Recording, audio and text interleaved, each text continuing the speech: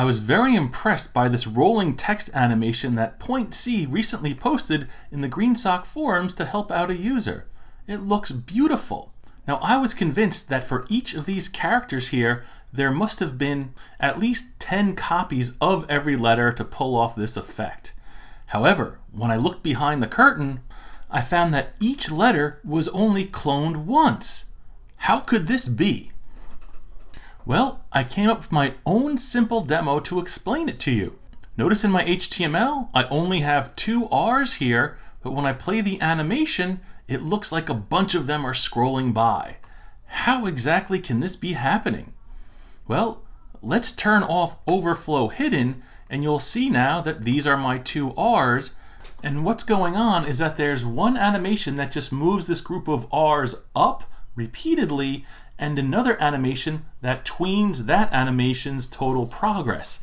That's how we get this really nice ease in and out. And here it is one more time with overflow hidden. How cool is that?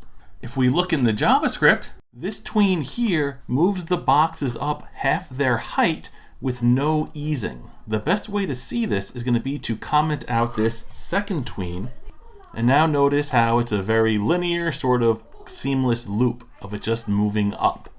Now this tween here is going to use this tween as its target and animate its total progress, which means it's going to account for all the repeats, and we're going to apply an ease to it. So let me just uncomment that. And now you should notice a different feel. It started slow, sped up, and then slowed down. We'll watch that one more time, starting slow, going fast, slowing down, and with overflow hidden, it just looks really nice. And I have to say, what Craig pulled off here is probably one of the better examples I've seen of this technique. So check out his demo below and explore all the dynamic wonder. And if you want to learn more about these techniques, check out creativecodingclub.com, and I'll teach you everything I know about GSAP.